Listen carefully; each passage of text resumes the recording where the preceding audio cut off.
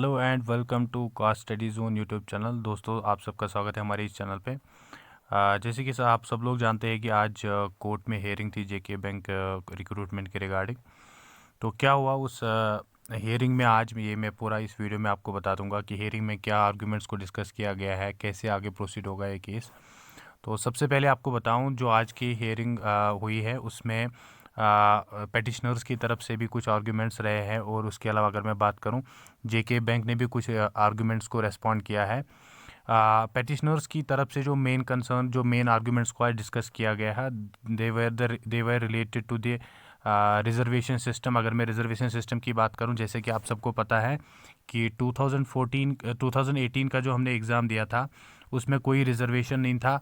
पूरा मतलब कोई भी रिजर्वेशन के हिसाब से पोस्ट्स नहीं निकले थे। लेकिन जो भी हमने रिसेंटली एग्ज़ाम दिया है, इसमें जो भी एडवर्टाइज्ड पोस्ट हुए थे, पूरा रिजर्वेशन इसमें लागू करार के ही इसको करा दिया गया था एग्ज़ाम। लेकिन अगर हम पहले की बात करें, पहले इस तरह से कोई भी रिजर्वेशन नहीं था। तो इस चीज़ पे पेटिशनर्स की तरफ से डिस्कस हुआ। इस चीज़ पे पेटिशनर के लॉयर ने इस पे एक आर्गुमेंट उठाया है। तो इसके बाद अगर मैं बात करूं, आप सबको पता है कि जो पिछले एग्ज़ाम हमने दिया था उसमें लद्दाख के बच्चे भी थे।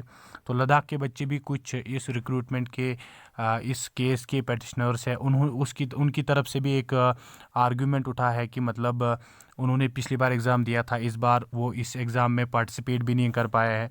तो वो भी एक कंसर्न रेज हुआ इस केस में। तो जेके बैंक की तरफ से भी कुछ आर्गुमेंट्स को रेस्पॉन्ड दिया गया है। अगर मैं बात करूं कि रिजर्वेशन के रिगार्डिंग को जेके बैंक की तरफ से जो रिप्लाई आया है वो यही था कि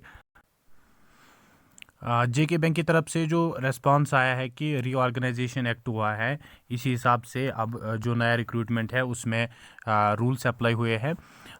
अगर हम आगे इस केस की बात करेंगे कि ये केस कहाँ की तरफ जाने वाला है, कितना टाइम लग सकता है, आगे कितनी हेयरिंग्स में ये कंक्लूड हो जाएगा, वर्डिक्ट हो जाएगा इस केस का।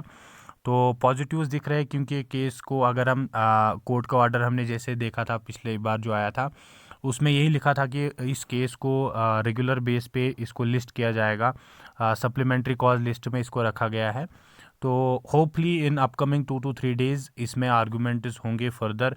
जेके बैंक और भी बहुत सारे जो पेटिशनर की तरफ से क्वेरीज रेज़ की गई, जो आर्गुमेंट्स को रेज़ किया गया है, उनको रेस्पॉन्ड करने की कोशिश करेगा। तो यही आज की अपडेट थी, यही आज कुछ हुआ है कोर्ट में।